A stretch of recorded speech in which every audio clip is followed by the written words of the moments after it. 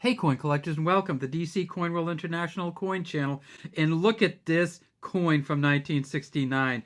What a great 1969 Washington quarter. You almost never see a good 1969 Washington quarter, and we've got three of them here today. We have the Denver Mint, which you see here. We have the Philadelphia Mint, and we have the San Francisco Mint. At the Denver Mint in 1969, they made 114 million quarters. There are very, very few good quarters from 1969. There's a lot of different reasons, but the Denver Mint has the best of them, except for the proof sets.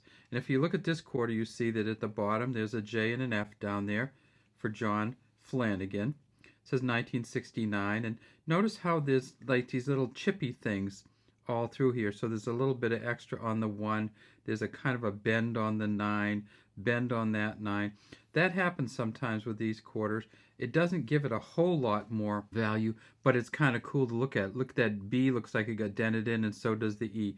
Well, it turns out in 1969 they were using some pretty poor quality dies, poor quality planchets, and they were getting some poor strikes. So this is one of the better ones.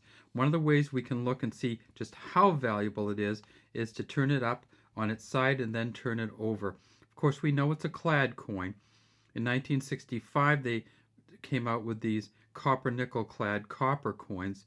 It's a 75% copper, 25% nickel coating on the outside, so that's a silver mix, and on the inside it's 100% copper. If we flip it over, what we need to do is look for the feathers on the eagle, and you're going to find very few of them on a 1969 coin from any mint, and you're not probably going to find any on the legs here. So let's look at this. Well, little tiny on the chest. Okay definition on the head, but not very good there either. So what does it say? United States of America at the top, E pluribus unum here.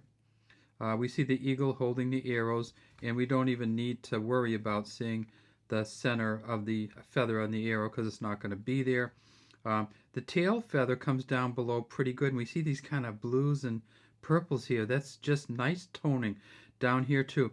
The Denver Mint has some of the best toning you'll ever see on a coin for the 1969 coins. Look at that kind of blue or violet bottom down here. It says $quarter. You notice this side of the coin has the same kind of strike issues.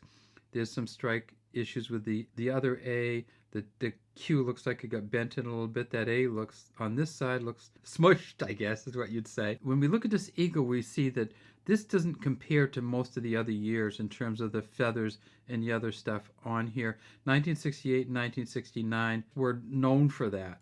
But this coin here still may be worth $15 or more. There are very few MS65s and above. The highest they've ever found in a Denver Mint coin is a MS68. They found 9 of them, and they go for about $1,900.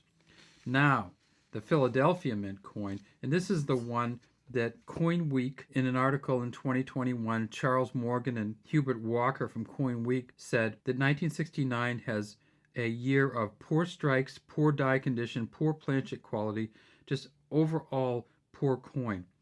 And we'll see that we don't have much definition here. It says Liberty at the top, in God we trust it. And that's actually okay, in God we trust, but we see little cracks in there too. 1969, there's no mint mark on the Philadelphia Mint coin.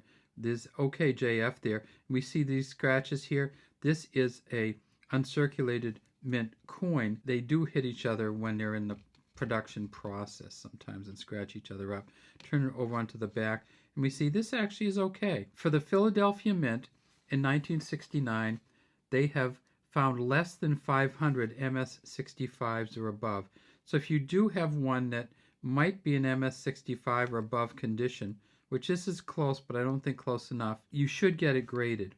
They have found 2 at MS67 plus, and those are worth $10,500 each.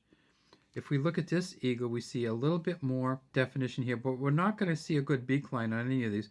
We see some chest feathers here, little tiny bit of feathers between the legs here, and on each leg, no feathers at all, and then maybe the hint of a line in the middle of that feather on the arrow. Pretty good definition down here, though.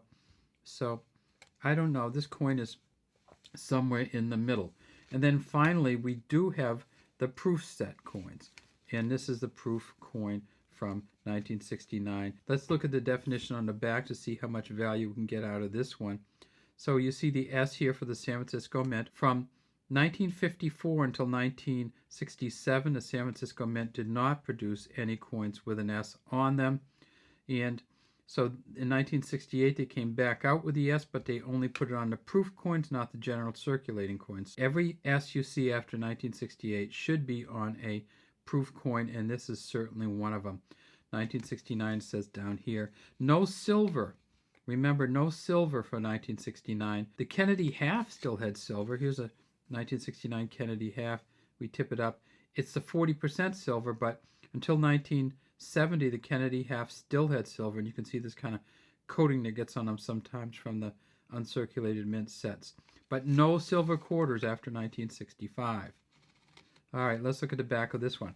It's definitely polished, it's definitely shiny, and it's definitely got very little detail, maybe even less detail on the head, and less detail on the chest feathers. Best they found in a San Francisco Mint coin in 1969 has been a Proof 69 decam, and it sold for about $65. This has great detail. It's a much better die than the other ones that we've seen, but still not in great condition in terms of the detail on the eagle. There are our 3 1969 Washington quarters, and they are great condition for 1969, but not great condition for most other years. We love to have you subscribe to the DC Coin World International Coin channel. Leave any comments you have in your comments section.